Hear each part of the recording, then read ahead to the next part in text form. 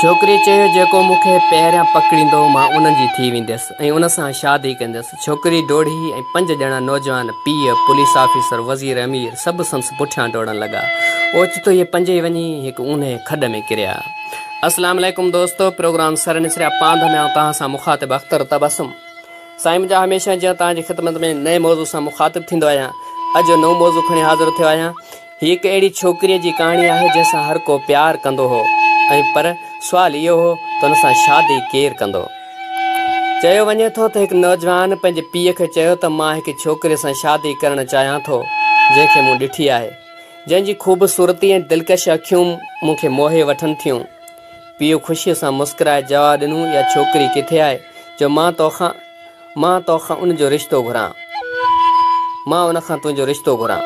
जॾहिं इहे ॿई छोकिरीअ खे ॾिसण लाइ वेंदा आहिनि त पीउ बि हुन जे हुस्न खां मुतासिर थी पंहिंजे पुट खे चवंदो आहे, ॿुध पुट, हीअ छोकिरी तुंहिंजे लाइक़ु न आहे, तूं उन जे लाइक़ु न आहीं। हीउ अहिड़ो माण्हू आहे कंहिं माण्हूअ लाइ जंहिं वटि ज़िंदगीअ जो तजुर्बो आहे, उन ते भरोसो करे सघिजे थो मूं वांगुरु। छोकिरो पंहिंजे पीउ जो इहो जवाबु ॿुधी हैरान थी वियो। न, मां हिन सां शादी कंदुसि, तव्हां न। पोइ हू ॿई पाण में झेड़ो कनि था, पुलिस स्टेशन ते वञी मसइलो हल कनि था। जॾहिं हुननि पंहिंजो किसो पुलिस ऑफिसर खे ॿुधायो त ऑफिसर चयो, छोकिरीअ खे फ़ोन कर, असां उन खां पुछूं था त हूअ कंहिंखे चाहे थी, पुट खे या पीउ खे।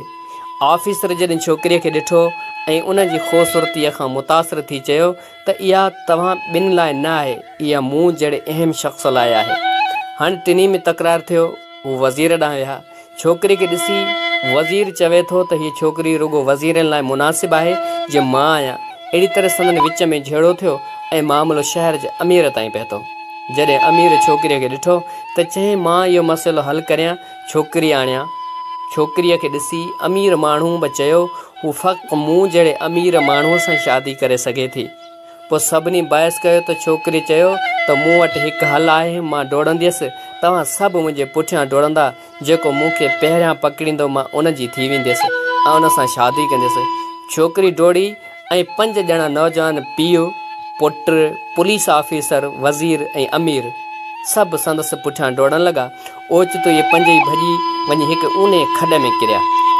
छोकिरी उन्हनि खे मथे खां ॾिसंदे चवे थी, छा तव्हांखे ख़बर आहे त मां केरु आहियां? मां दुनिया आहियां। मां इहो आहियां जंहिंजे पोयां हर माण्हू डोड़े थो, पंहिंजे आख़िरत ऐं दीन खे विसारे छॾे थो।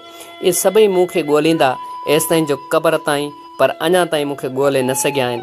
कहाणी असांखे सेखारे थी त दुनिया जी रौनक जे पुठियां डोड़ण खां बहितर आहे त पंहिंजे दीन जी आख़िर ते तवजो ॾियूं, छाकाणि त दुनिया फ़ानी आहे ऐं असां कॾहिं बि उनखे मुकमल तौर ते हासिल नथा करे सघूं।